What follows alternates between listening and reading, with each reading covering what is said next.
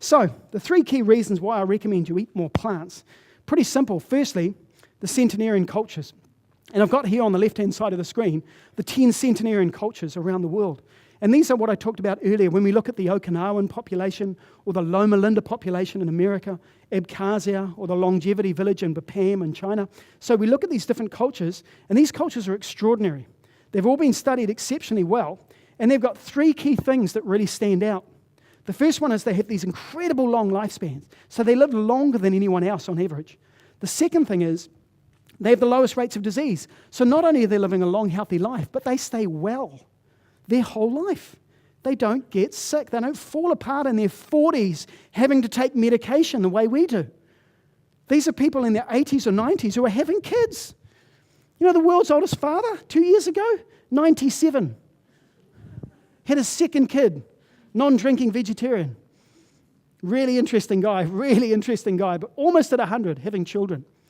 He was in that good shape. Nothing to do with genetics, all about what he ate. So really interesting. So when we look at these centenarians, they also have the lowest rates of medication. So again, it's what I talk about. It's what I'm most passionate about, is how do we as a country, how do we as Kiwis live a long, healthy life free of drugs and disease? That's what I'm passionate about, because that's where the magic is, literally. I mean, I'm about to become a granddad. I want to be a great-great-granddad. I want to be sitting on the back doorstep with my good buddies at 80 or 90 or 100 going, oh yeah, my 35 great-great-grandchildren are visiting on the weekend. I mean, fantastic. You know, what a joyful thing.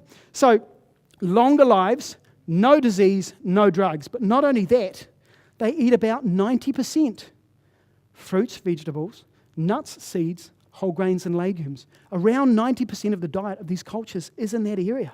And they eat 80% carbohydrates. I'll say that again, because some of you will be having a meltdown right about now.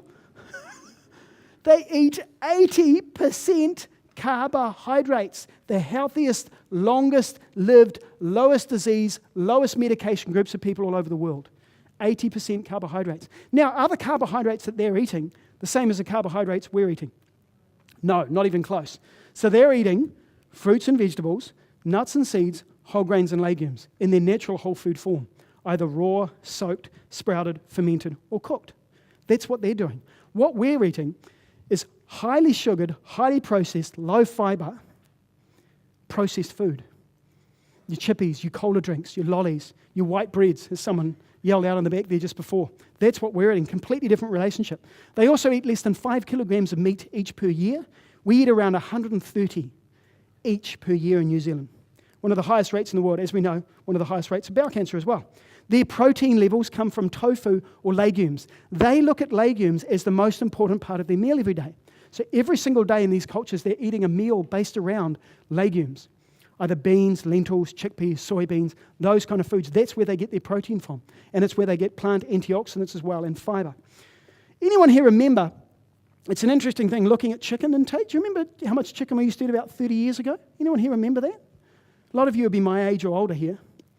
I remember when I was a kid, if I mowed the lawns all week, got the lawns mowed, if I did the dishes every night, if I took the rubbish out, and if I was really good to my dad, and I was really good to my mum and my siblings, and everything was good in the household, then sometimes, if we were lucky, on a Sunday night, do you know what we would have as a special treat? Chicken, a roast. Yeah. Do you remember that? Yeah, that's how these people relate to meat. It's a rare, special occasion treat. That's how they relate to it, just like how we used to.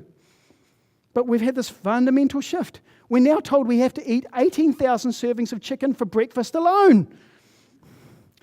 Not really the case. Interesting. So, the second thing about longevity is how the research shows what these cultures do. So I'm going to read you a quote now from the independent researchers who have followed the Okinawa centenarians for over 40 years. What did they say? They said, and I quote, "Never in the history of nutrition research has the evidence been more clear and consistent. A whole food carbohydrate, low-calorie, plant-based diet is the best for long-term health. There's no doubt about it anymore, despite what you might have read in books advocating low-carb, high animal protein diets." End quote. Now, this is not me writing this. This is the people who have researched the longest lived culture in history independently and confirming that it's not genetic. So it's fascinating stuff when we look at it.